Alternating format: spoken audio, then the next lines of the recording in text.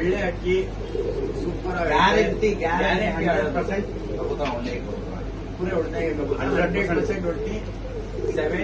17 years से रखो। जब मैं उड़ाया हमको एक 4 गली में 7 आवर ट्रेनिंग गया, 4 गली में 7 आवर ट्रेनिंग 7 आवर ट्रेनिंग गया।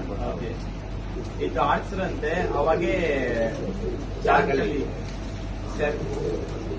4 ಕಲ್ಲಿ ಇತ್ತು ಇದು, ಅವಾಗೆ 7 ಅವರ್ಸ್ ಟೈಮಿಂಗ್ ಕೊಡ್ತು. ಸೂಪರ್ ಆಗೈತೆ ಅಣ್ಣ, ತುಂಬಾ ಹಳೆ ಶೋಧಾರು ಅಣ್ಣ. ಎಷ್ಟು ವರ್ಷ ಅಂತ ಸರ್?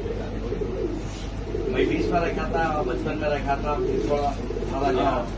फिर आना फिर हमारे पास एक 200-300 आते हैं, फिर उठाया, फिर शौक आया, फिर शौक आने में फिर 1.5 साल से रखो।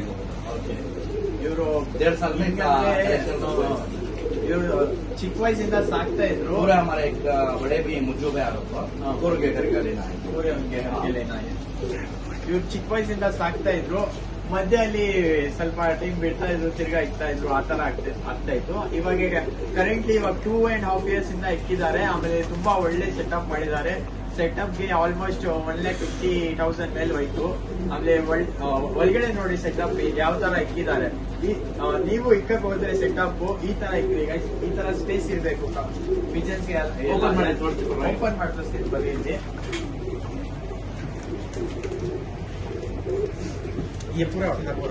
ನೋಡಿ ಗ್ಯಾಪ್ ನೋಡಿ, ಈ ತರ ಇಕ್ರಿ. ಯಾಕಂದ್ರೆ ಸ್ವಲ್ಪ ಜನ ಏನ್ ಮಾಡ್ತಾರೆ, ಇಷ್ಟೇ ಅಡ್ಜಸ್ಟ್ ಮಾಡ್ಕೊಂಡು ಇಟ್ಕೊಂತಾರೆ. ಅದೇನಾಗುತ್ತೆ, ಬ್ರೀಡ್ ಮಾಡಕ್ಕಾಗಲ್ಲ. ಹಿಂಗೆ ಇಟ್ಕೊಂಡಿರುತ್ತೆ ಮೇಲ್ ಫಿಮೇಲ್ ಎಲ್ಲ. ಆ ತರ ಮಾಡಕ್ ಹೋಗ್ಬೇಡಿ, ಫ್ರೀ ಆಗಿರ್ಬೇಕು. ಆಮೇಲೆ ಮರಿಗಳು ಎಲ್ಲ ಆದ್ರೆ ಸ್ಪೇಸ್ ಇರ್ಬೇಕು ಅವ್ರಿಗೂ ಸುತ್ತಾಡಕ್ಕೆ. ಈ ತರ ಇಟ್ಬಿಟ್ರೆ ಕಂಜೆಸ್ಟ್ ಆಗ್ಬಿಡುತ್ತೆ.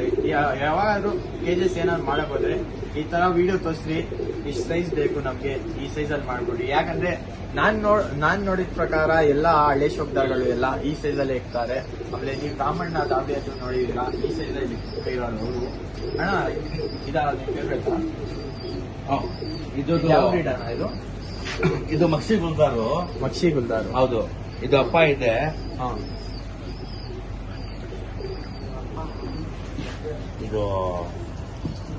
ಇದು 6 ಅವರ್ಸ್ ಆಡಿದೆ. 6 ಅವರ್ಸ್ ಮುಂಜುಗ ಮನೆ ಇರ್ತಾರ, ಅವ್ರ ಮನೆ ಹತ್ರ ಆಡಿದೆ 6 ಅವರ್ಸ್. ರೆಕ್ಕೆ ಎಲ್ಲ ನೋಡ್ಬೋದು, ರೆಕ್ಕೆ ಇಲ್ಲ ವೈಬ್ರೇಷನ್ ನೋಡಿ ರೆಕ್ಕೆಯಲ್ಲಿ ಹಿಂಗೈತೆ. ಕಣ್ ತೋರಿಸ್ಬಿಡ್ರಿ ಇನ್ನೊಂದ್ಸತಿ.